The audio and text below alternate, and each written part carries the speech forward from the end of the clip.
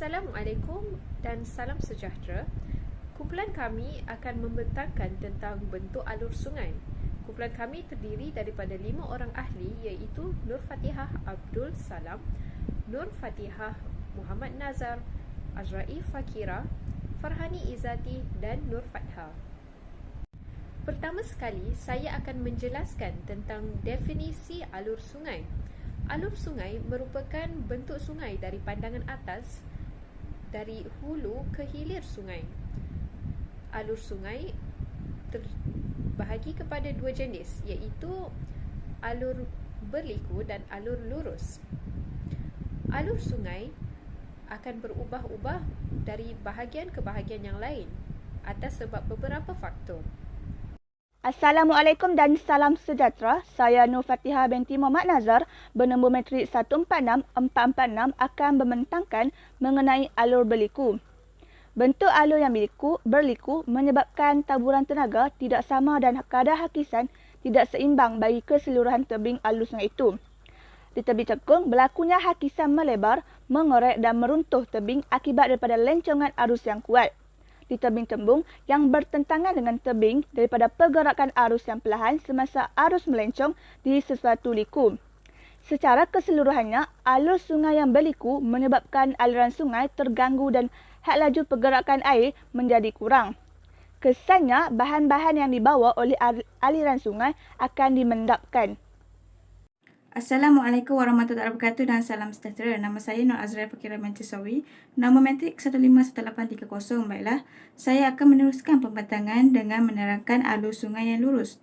Alur sungai yang lurus menyebabkan aliran sungai deras dan menggalakkan pengangkutan bahan berlaku secara maksimum, dan keadaan ini boleh mengurangkan proses pemandapan yang berlaku. Dalam hal ini, kawasan aliran air sungai yang deras berlaku di kawasan pergunungan pada peringkat hulu sungai. Hal ini kerana sungai di peringkat hulu mempunyai kuasa menghakis yang kuat sehingga menghasilkan bentuk muka bumi seperti jeram, air terjun dan juga gaung.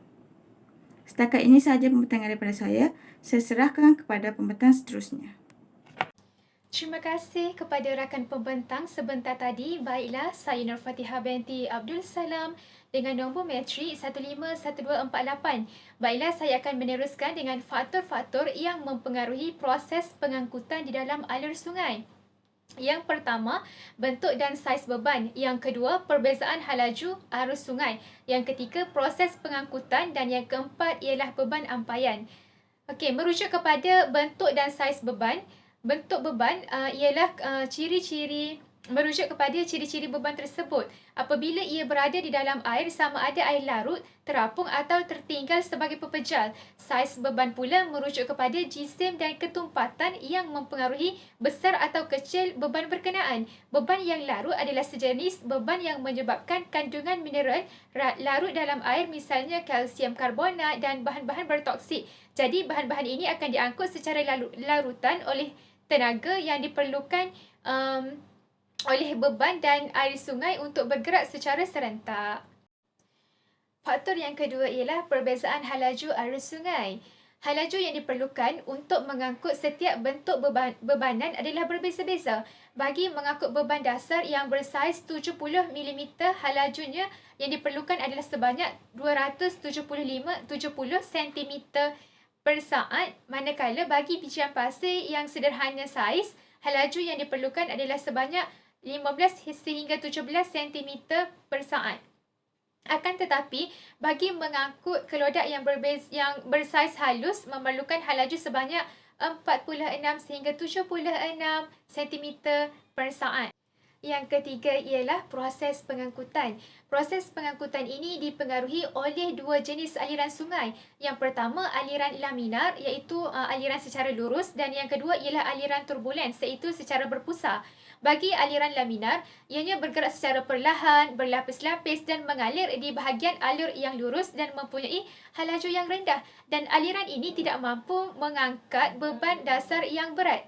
Ia mampu mengangkut beban ampaian dan larutan sahaja dan biasanya wujud pada musim kemarau. Bagi aliran turbulence pula, aliran ini merupakan aliran yang berpusar ataupun eddy yang mana pada bahagian besarnya wujud pada musim banjir ataupun selepas aliran sungai itu menerima hujan yang lebat. Dan aliran ini mampu mengangkut kesemua jenis beban, sama ada beban dasar yang berat, beban saltasi, beban apungan sehinggalah kepada beban larutan.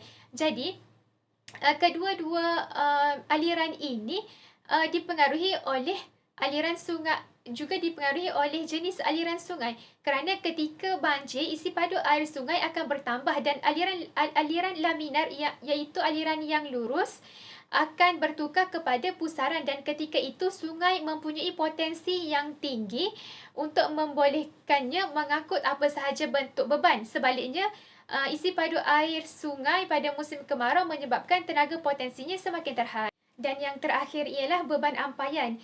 Beban ini terdiri daripada kumin-kumin yang lebih halus dan ringan serta mempunyai daya graviti yang lebih rendah berbanding air.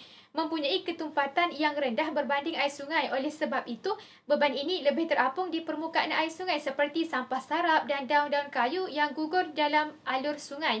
Beban dasar pula merujuk kepada beban pejal, berat, tumpat dan termendap di dasar sungai yang hanya diangkut secara golekan, seretan dan lompatan. Jadi beban dasar bentuk bulat mudah diangkut secara golekan, manakala yang bersegi-segi mudah diangkut secara lompatan. Contoh beban dasar seperti bongkah batuan, pecahan-pecahan batu kerikil, serpihan bijian, pasir dan lain-lain. Sekian, saya serahkan pula pembentangan kepada rakan saya yang seterusnya. Terima kasih. Secara ringkasnya, proses pembentukan dasar sungai memberi kesan dan pengaruh terhadap alam sekitar semula jadi dan alam sekitar manusia. Ini kerana hakisan yang berlaku semasa pembentukan alur sungai mengubah bentuk lanskap alur sungai dan lembangan sungai.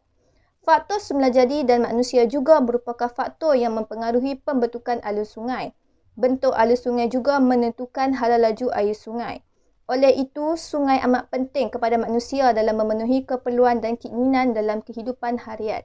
Itu sahaja daripada kumpulan kami. Sekian, terima kasih. Berikut merupakan rujukan yang telah kami gunakan semasa melaksanakan pembentangan ini.